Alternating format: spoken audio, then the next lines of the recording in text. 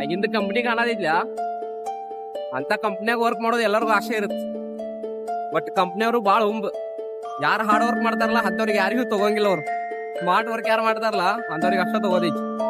ಯಾಕಪ್ಪ ಇದು ಹೇಳತ್ತೀನಿ ಅಂದ್ರೆ ರೀಸೆಂಟ್ ಇಂಜಿನಿಯರಿಂಗ್ ಮುಗಿಸಾರಲ್ಲ ರೀಸೆಂಟ್ಲಿ, ಅವ್ರಿಗೆ ನೀಟಾಗಿ ಇಂಗ್ಲೀಷ್ ಫ್ಲೂಯೆಂಟ್ ಮಾಡೋದು ಬರ್ಬೇಕು. ಬಟ್ ಅವರು ಆಸೆ ಅಂತ ಹೇಳು ನಂಗೆ 5 ಲಕ್ಷ ಪ್ಯಾಕೇಜ್ 7 ಲಕ್ಷ ಪ್ಯಾಕೇಜ್ ಇಂಥೆಲ್ಲ ಸಿಗ್ಬೇಕಂತ. ಬಟ್ CGP ಅದು ಇಂಗ್ಲೀಷ್ ಬಿಡ್ರಿ, CGP ಅಂತೂ ಮೇಂಟೈನ್ ಮಾಡಲಿ. ಎಂಟು ಮಾಡಕ್ ಬರೋ CGP ಮೇಂಟೈನ್. ಊರಾಗ ಕೂತಾನ ಇಂಜಿನಿಯರಿಂಗ್ ಮುಗಿಸಿ, ಊರಾನ್ ಬಂದು ಕೇಳಾದೈತಿ ಎಲ್ಲರೂ, ಎಲ್ಲಪ್ಪ ಇಂಜಿನಿಯರಿಂಗ್ ಮುಗಿತು ನೆಕ್ಸ್ಟ್ ಏನ್ ಮಾಡ್ಬೇಕಂತ. ಬಟ್ ಅಂತ ಏನ್ ತಲ್ಯಾಗ ಇಲ್ಲ. ಅದು ಅಂಟಿಕಿಲೆ ಅವ್ನು ಬೆಂಗಳೂರಿಗೆ ಬಂದಾನ, ಅದು ಇಲ್ಲಿ ಬಂದ 20,000 ದುಡಿಯಾಕತ್ತಾನ, ಅದು IT ಹುಡುಗನ ಜೊತೆ.